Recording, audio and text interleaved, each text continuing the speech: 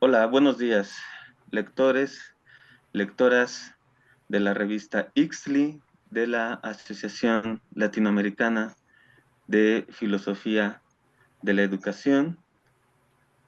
En este momento vamos a hacer una pequeña entrevista, cambiar unas palabras con dos profesores que nos acompañan de Brasil, lo cual es muy importante porque afirman y entrelazan los lazos entre profesores que nos interesa, pues profesores, investigadores, estudiantes, la filosofia de la educação em América Latina. Olá, bom dia. Agora temos a presença de dois professores, um professor, uma professora, pesquisadores interessados na filosofia da educação na América Latina. Agora eu vou dar a palavra a cada um deles para escutar sua trajetória, seus interesses de maneira muito breve e logo a gente vai trocar umas palavras para escutar sua visão um pouco mais a profundidade sobre seu artigo publicado no último número da revista Ixtli da Associação Latino-Americana da Filosofia da Educação. O artigo tem por nome A Educação como Paisagem Nômade, La Educación como Paisaje Nómada, que foi publicado en la revista Ixtli de la Asociación Latinoamericana de Filosofía de la Educación en el volumen 11, el número 21 de este año. Ok? Bom, então, professor Demerson, você gostaria de se apresentar brevemente, o que você faz, seus linhas de interesse, etc. Então, professor, muito obrigado. Por favor. Oi, oi. Vou começar então. Eu estou de intruso, que eu não sou necessariamente da filosofia da educação. Meu nome é Jameson, eu sou biólogo, sou formado em ciências biológicas e atualmente eu sou professor de ciências na rede pública aqui do município onde eu moro. E eu comecei a fazer os meus atravessamentos com esse campo da filosofia da educação quando eu entrei no mestrado, que eu fiz mestrado em Educação em Ciências e Matemáticas, sob a orientação da professora Maria dos Remédios, e aí foi quando eu comecei a ter contato com essa linha teórica e pesquisar nesse sentido. E desde então eu tenho feito atravessamento com esses autores, tanto na minha linha de pesquisa, quanto na minha prática também, né, em sala de aula, trabalho. Então, tenho bastante interesse com relação a alguns conceitos e principalmente atravessando com algumas coisas na área da educação, sobre o aprender, que foi o objeto da minha tese de doutorado, onde eu trabalhei esse conceito dentro dessa linha teórica, e também tenho feito interlocuções dentro do ensino de ciências, pensando na filosofia da diferença do Deleuze e Guattari dentro do ensino de ciências, que é nosso campo problemático. Bom, muito obrigado. É muito interessante que você tem estudos nas ciências biológicas e se encontra com a filosofia de Guy Deleuze e Félix Guattari. Eu acho muito interessante. Muito obrigado, professor Demerson. Agora vamos escutar uma brevinha apresentação da professora Maria dos Remédios. Por favor, professora. Obrigada, Rodolfo. Primeiro, eu gostaria de agradecer pelo convite em estar fazendo esse diálogo com os nossos colegas da América Latina. Eu acho que isso é muito importante, a gente tem que reforçar cada vez mais essas conexões, né? Eu sou aqui da Universidade Federal do Pará, fica no norte do Brasil, né? E trabalho na Faculdade de Filosofia, com filosofia da educação, com didática filosófica e com laboratórios de ensino de filosofia, né? E venho fazendo alguns estudos já há um certo tempo com o pensamento da diferença com Deleuze e Guattari. Bom, Muito obrigado. Agora, se vocês quiserem, vou iniciar essa breve conversa. Então, é somente perguntar a vocês dois sobre algumas afirmações feitas no seu artigo. Por exemplo, eu gostaria de começar perguntando para vocês. Vocês afirmam, eu vou citar: escola e educação estão fora de lugar. Parece que alguma coisa foi perdida ou capturada, principalmente diante do cenário da educação atual, com cortes de verbas e reformas curriculares, exigindo de cada professor, professora, um compromisso ético, político e estético diário com a sua prática.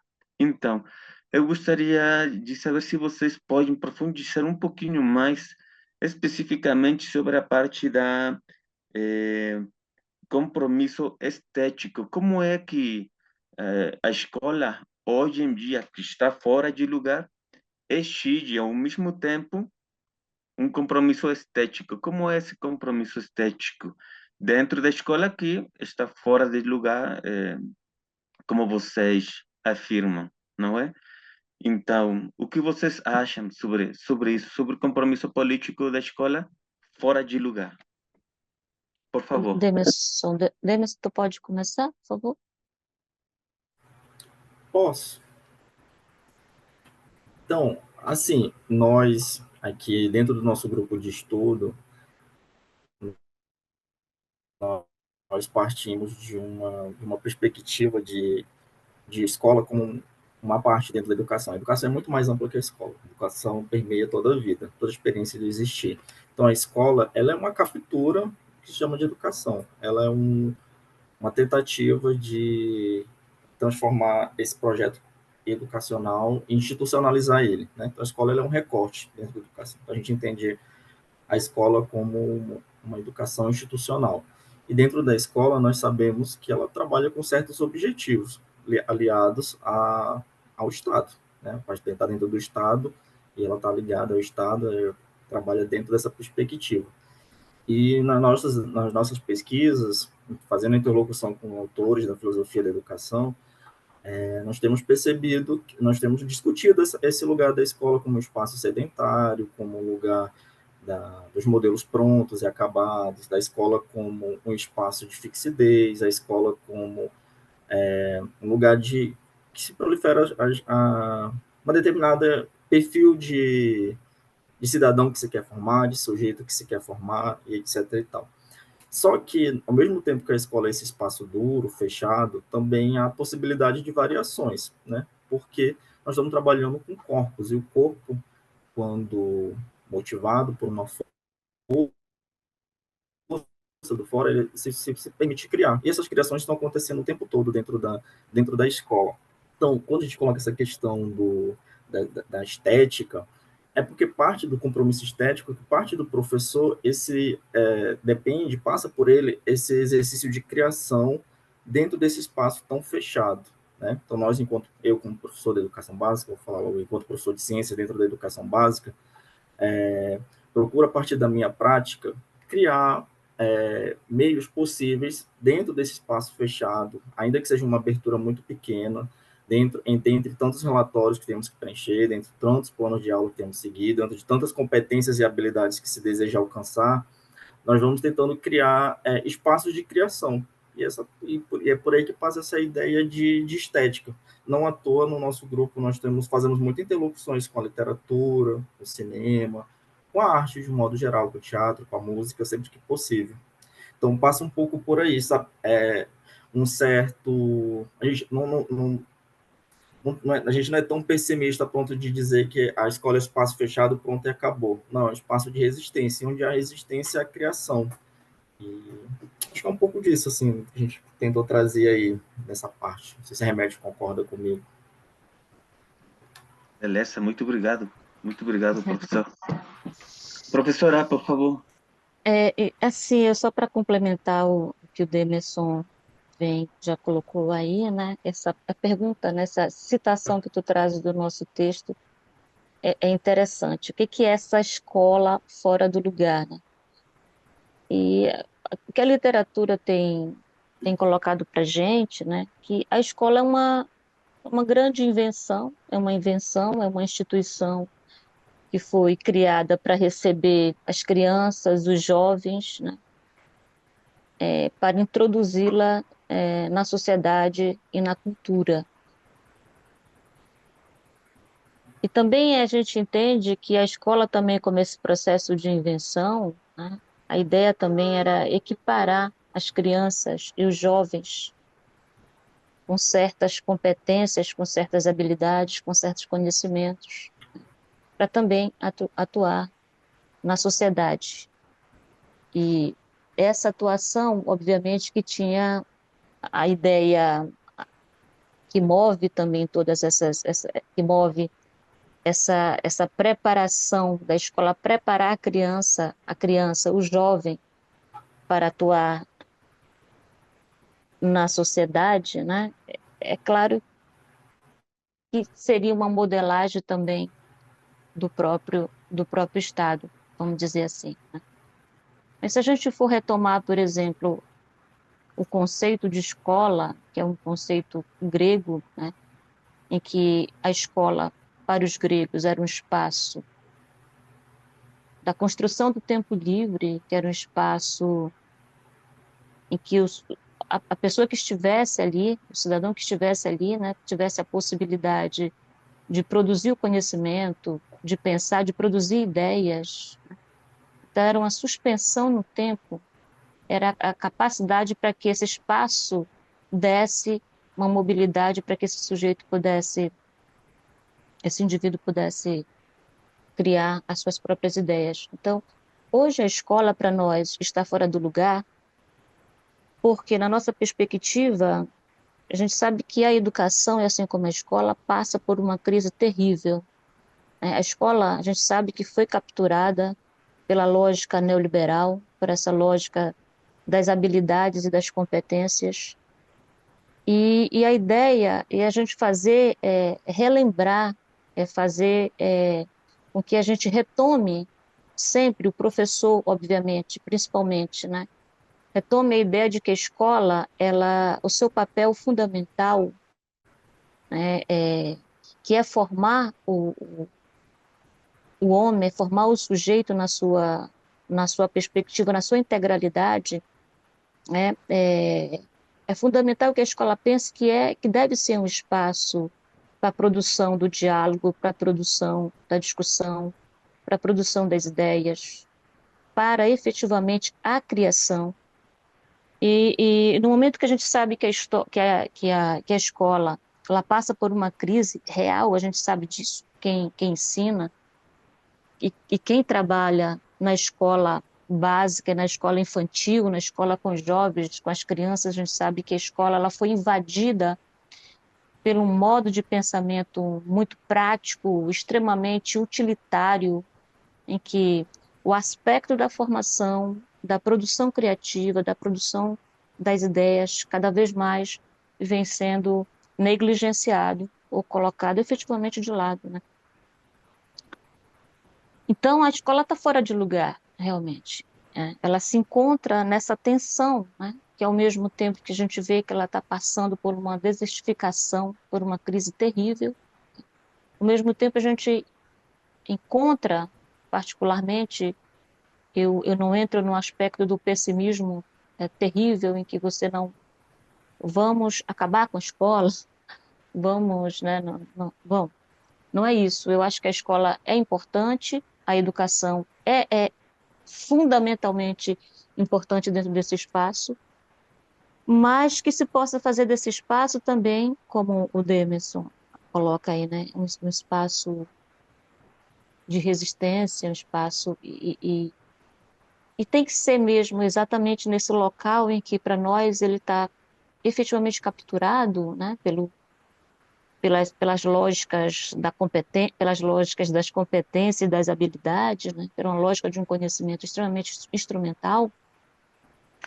E a gente vê que tem que ser exatamente nesse espaço que está capturado que os professores eles eles possam lembrar do que é efetivamente a escola, qual é o seu papel fundamental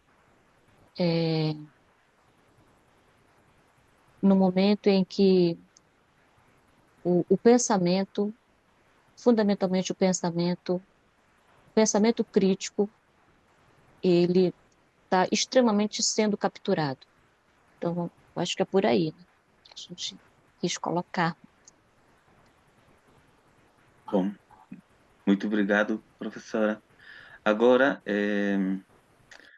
vocês me fez pensar muito no pensamento geográfico do Guy Deleuze e Félix Guattari, não é? Vocês mesmos escrevem que eh, estão muito inspirados na meseta do Tratado de Nomadologia, não? Por exemplo. Então, a escola está fora de lugar, fora de lugar. É um pensamento geográfico, fora de lugar, não sem território. Então, o pensamento do Guy Deleuze está presente por todos os lados. A escola está fora de lugar, mas vocês também falam de um professor, de uma professora errante, viajeiro, não? Viajeira, por exemplo, nômada, precisamente, não? Precisamente, diz um viajante, aquele que entra em uma cidade, vilas, casas, moradas, sem saber efetivamente qual a cultura, os modos de vida, mas estando atento, atenta, não? Então, este professor errante e viajante que se desloca sem mover-se, esta paradoxa deleuziana, como faz isso? Como ser um professor viajante, errante, na escola que está fora de lugar, nos diferentes níveis escolares. O professor Demerson, por exemplo, falou na educação básica, a professora Maria do Remédio falou de crianças, mas também de jovens, não? Então, é a mesma estratégia do professor viajeiro, errante, que está numa escola fora de lugar, trabalhar com crianças, com jovens, na educação básica, na educação superior. O que vocês acham sobre isso? Eh, hoje, não sei se falei bem. Sim, ótima pergunta. Você visualiza muito bem o texto, né? Desse professor errante, né? Que esse professor que pode estar no mesmo lugar, mas que pode promover as suas errâncias, né? Esse professor errante, né?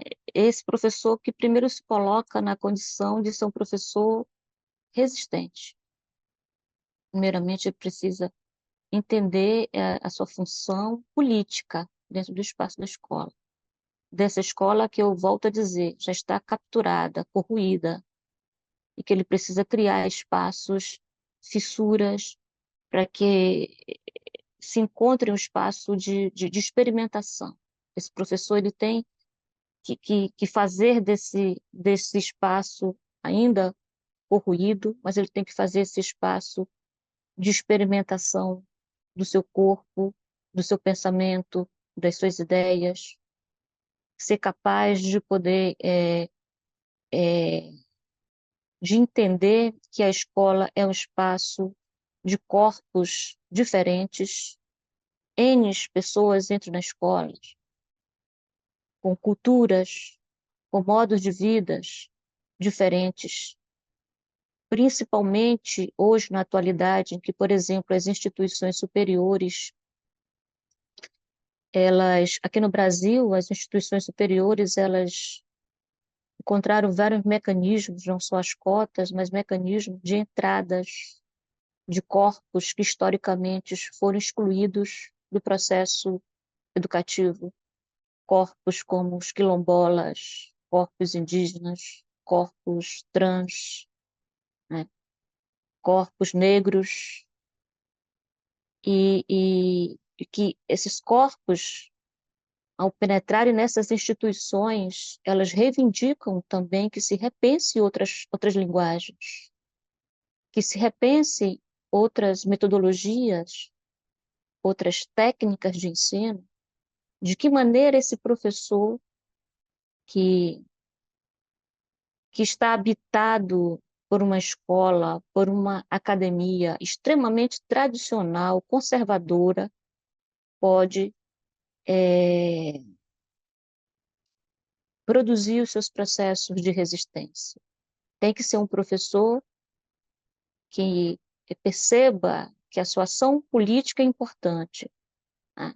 Perceba que ele precisa exercer nesses espaços extremamente conservadores, que excluíram por um longo período de tempo corpos, sejam dos quilombolas, dos negros, das mulheres, e que agora esses corpos eles reivindicam uma presença, né? E que reconvocam também com que a escola, a educação, ela seja também repensada de uma outra maneira. Então, sim, a escola ela está fora de lugar, mas o professor também tem que se colocar fora de lugar também. Ele tem que se colocar nesse espaço de errância, nesse espaço que ele possa escutar as diferenças, né? Que ele possa escutar as diferentes culturas, os diferentes modos de existir, que faça desse espaço um espaço de experimentação efetiva.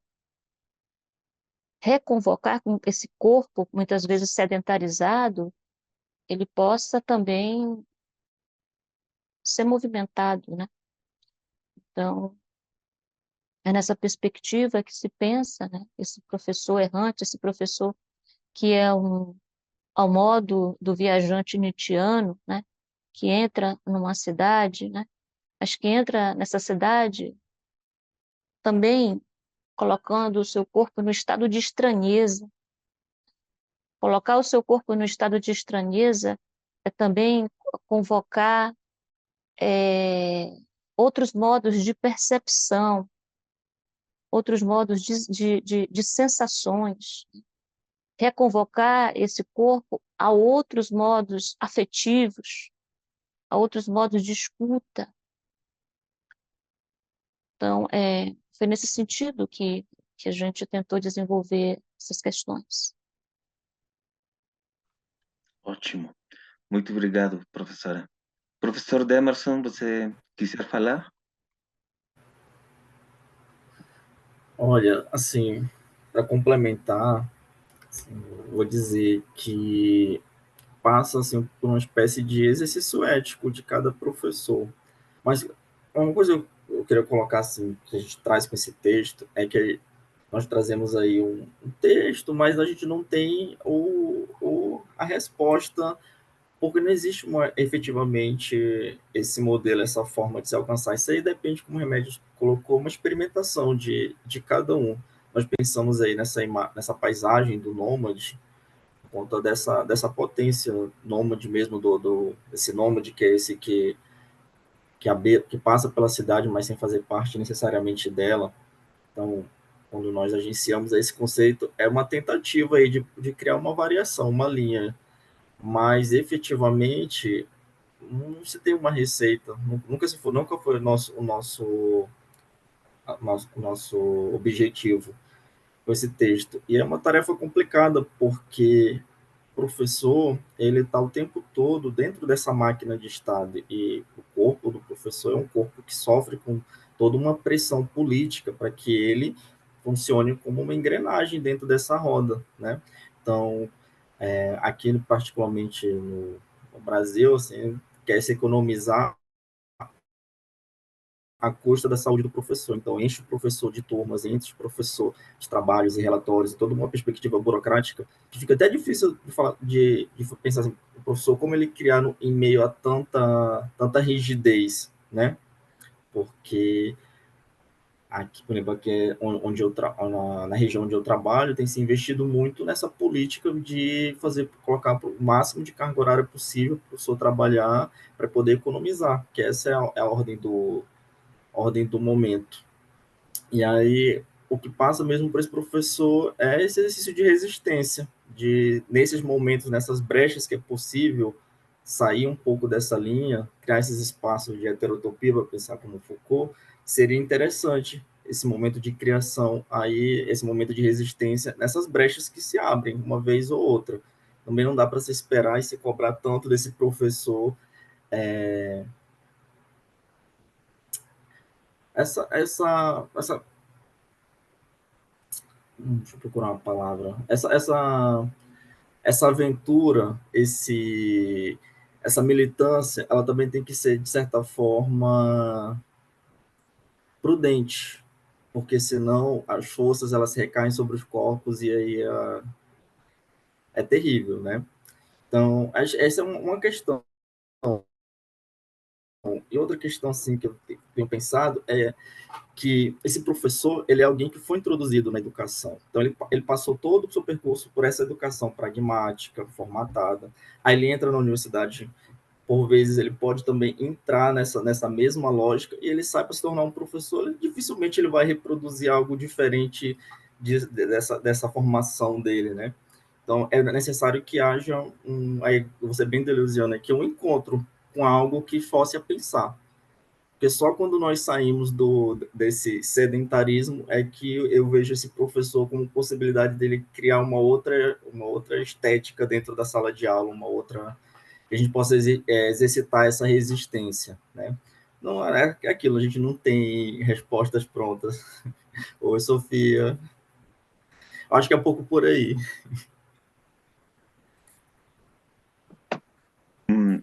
Ótimo, muito obrigado, professor. Eu vou retomar umas afirmações de vocês desta última participação. Então, eu acho que não há problema se eu perguntar, por exemplo, de um, de um conceito muito deleuziano, guattariano, que é o rizoma. Então, vocês acham que a partir deste professor errante, viajante, de o que você, professor Demerson, falou da sala de aula, especificamente da sala de aulas, como fazer aulas rizomáticas, não aulas tradicionais. Eu estou falando de uma organização do mobiliário mesmo, não é? É muito tradicional. A gente só pode ver a cabeça do estudante que está diante de mim, etc. Então, como fazer aulas rizomáticas e, nesse sentido, e com isso a gente vai fechando a, o, o papo de hoje, como fazer aulas rizomáticas e, ao mesmo tempo, vamos dizer, potencializar o encontro de corpos que levam à alegria, aquela alegria tão espinociana, tão querida por Deleuze, não é? É possível, são dos processos que vêm longos, distantes entre eles. O que vocês falam? Como fazer? Falando para professores, por exemplo, professores que não são filósofos da educação, como fazer isso? Como apoiá-los? Sim? Então, por favor, e muito obrigado. Obrigado, Rodolfo, pela pergunta, né? A gente pode encontrar já, a literatura mostra isso, que uma série de pedagogos já tentou fazer aulas rizomáticas. Eu poderia aqui dizer que o próprio Paulo Freire fazia aulas rizomáticas, quando ele se deslocava da escola e ia para as comunidades, né? Fazia esse seu deslocamento desse professor que fica Outras engessado numa linhas. sala, né? E ia para as comunidades, entrava na. Eu estou dando esse exemplo, né, do Paulo Freire, mas nós, professores que estamos nesse processo aí de resistência, é, estamos tentando fazer, não sei se entra nesse conceito efetivamente do rizoma, mas a gente tenta fazer os nossos pequenos deslocamentos, né? Saindo, por exemplo, da sala de aula. Essa coisa de achar que só pode dar aula dentro de uma sala, de um quadrado, né? E habitar a instituição. A gente quase não habita, os professores quase não habitam as instituições. Os alunos saem da sala de aula só naqueles espaços de recreação. É o momento em que os alunos se encontram, porque os professores enclausuram os alunos nas suas salas de aulas. Então, acho que o exemplo, que eu acho que isso já vem ocorrendo em alguns espaços, em algumas escolas no Brasil, a resistência de alguns professores, é deslocar os alunos da sala de aula. Por que não aulas passeios, né? Por que não fazer aulas passeios? Isso é um exemplo de uma aula rizomática, né? Por que não habitar o próprio espaço da escola, levar o aluno, né, para fora da escola, trabalha certas atividades nesse local? Isso também é um exemplo de aula rizomática. O Demerson, ele tem experiências interessantes, porque na própria tese dele, ele desenvolveu uma série de atividades que nós poderíamos chamar de atividades rizomáticas, né, na escola. Acho que a gente poderia escutar um pouquinho mais o Demerson. Acho que ele tem exemplos concretos, por ser um professor que está ali trabalhando com crianças, trabalhando com jovens, muito mais do que a gente, né, que trabalha nas instituições universitárias, mas somos também formadores de professores, né? Somos também formadores de professores, e que é interessante também a gente levar essa discussão também para a sala de aula, porque o nosso professor, né, que ainda está engessado naquele formato do que é uma aula, né? Que deve ser só uma transmissão, o professor transmitindo um conhecimento, né? E esse Bancariedade, aluno... Hã? educação bancária. Exato, a educação bancária, que o Paulo Freire bem coloca isso ali na sua pedagogia do oprimido, né? E a gente vem fazendo essa discussão, a gente vem trazendo, por exemplo, textos desses educadores que praticamente não entram, né, nos espaços, principalmente, por exemplo, nos cursos de filosofia. Esses autores, eles são pouco usados, esses filósofos, na minha perspectiva, que são filósofos da educação, são pouco usados na universidade, né? Principalmente, por exemplo, nos cursos de formação de professores de filosofia, né? É comum a gente trazer exemplo da tradição, né? É comum a gente trazer o exemplo socrático, né, desse professor, e pouco a gente usa esses professores que estão ali, como, por exemplo, o Paulo Freire, que você traz, que é um professor que desenvolveu toda uma teoria filosófica e pedagógica, né, baseado numa concepção de educação como prática da liberdade, né, educação emancipadora, né? E que eu acho que esse tipo de literatura também se a literatura também é usada nas nossas referências bibliográficas, nos nossos cursos de formação, é também produzir um território rizomático, né? Eu, pelo menos, penso dessa maneira. Então, eu vou passar para o Demerson, porque eu acho que é interessante que a gente que vai falar também para professor, né, que esse professor também escute um outro professor da escola básica que trabalha com criança, com jovens, né, e como ele vem também praticando algumas experimentos na sua prática de ensino.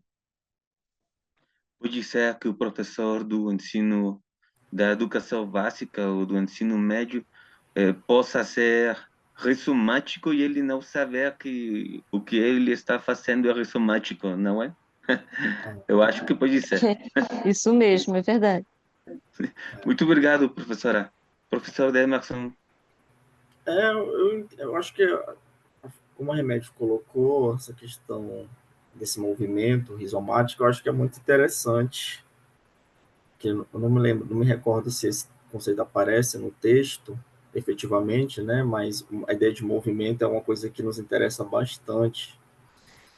E me cortou um pouco da tua pergunta, na hora que estava te perguntando, a gravação, mas assim, vou tentar te responder aqui, dizendo que eu insisto nesse programa de experimentação que passa por cada professor, porque cada experiência é única. Eu tenho trabalhado com atividades, com exercícios, com laboratórios de criação em sala de aula, como o meu exercício pessoal, meu exercício ético de tentar fazer uma fissura nessa linha pragmática que é ensinar ciências, que é um ensino extremamente pragmático, que envolve o ensino de representações de imagens objetivas, de conceitos e fenômenos. E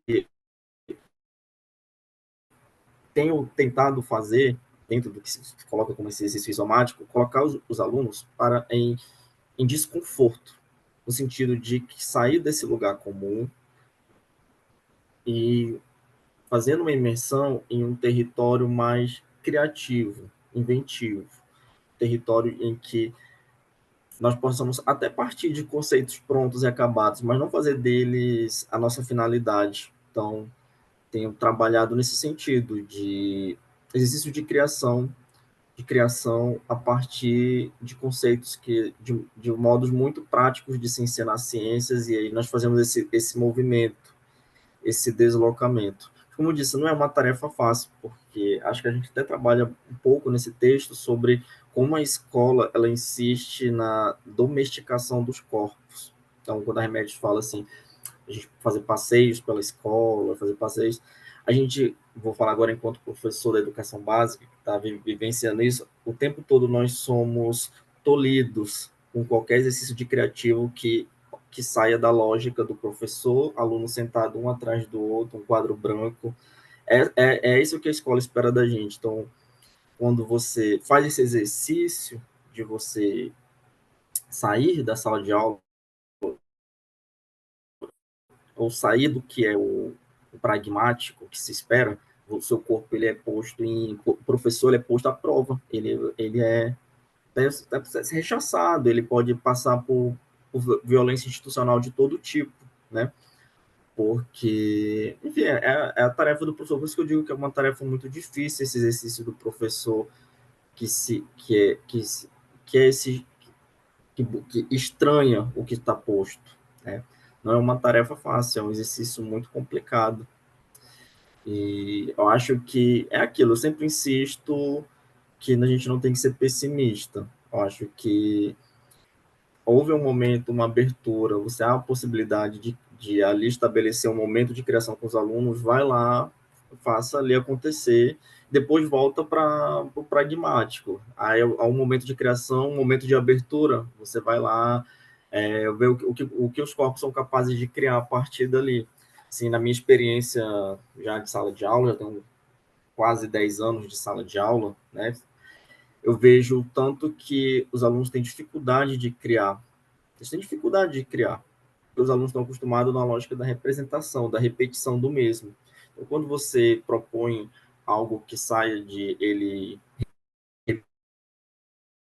repetir algo, dele criar algo, aí você se vê diante do problemático, você vê que o aluno ele não consegue desenvolver, ele não consegue criar, porque o corpo dele não foi preparado para isso. O corpo dele é preparado para a ordem, para seguir as ordens da escola. E a escola tem muitos símbolos de ordem, de poder, e os alunos, a partir do momento que ele, conforme vai progredindo em série, mais os alunos eles vão se entrando na lógica mecanicista da educação. Então, os mais pequenininhos, eles são os mais acelerados, os que conhecem menos a ordem, mas conforme o tempo vai passando, eles vão entrando nessa lógica igual soldado mesmo. Assim, quando você vê já saindo do ensino médio, os alunos já estão respeitando os símbolos sem nem precisar você cobrar tanto deles assim.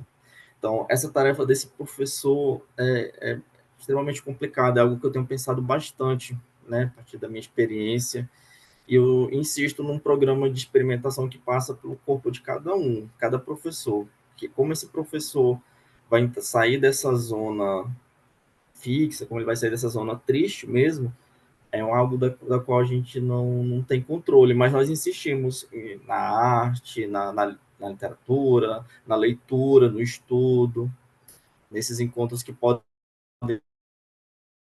de alguma forma, te tirar desse lugar comum. Né? Penso um pouco por aí. Bom, Não é uma fórmula, né? Não existe uma fórmula para isso, né? Tem que ser um engajamento também político e interesse. A gente sabe que os professores, nós aqui, todos nós estamos amarrados com determinadas estruturas da instituição.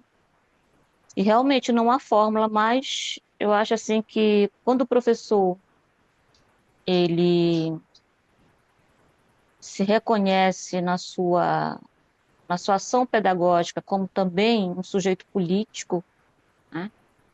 que, que a escola não está desvinculada disso, que a educação não está desvinculada de uma perspectiva e de uma leitura política, e eu acho que é possível construir esses processos de resistência. Né? Eu também insisto na experimentação e acho que é possível. Isso já vem acontecendo, isso vem acontecendo. Tem professores que realmente vêm colocando isso que o Rodolfo, né, essa nomenclatura, esse nome bonito que o Rodolfo acabou de colocar, que foi aula rizomáticas, né? Aulas rizomáticas. Nós já temos experiências, há experiências,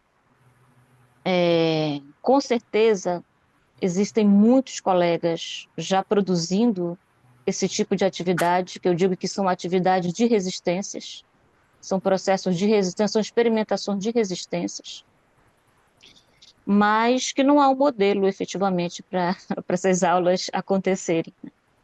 Não existe um modelo aí pronto e acabado, né? E eu insisto também, né, que se a escola ela está corroída, se a escola ela está em crise, é, eu insisto que nós, professores, possamos também continuar pensando que a escola que a escola é um espaço possível da criação de outros mundos possíveis, né? E que a escola também é um espaço que pode ser um espaço de respeito, de tolerância das diferenças. Eu acho que a gente tem que, que apostar nessa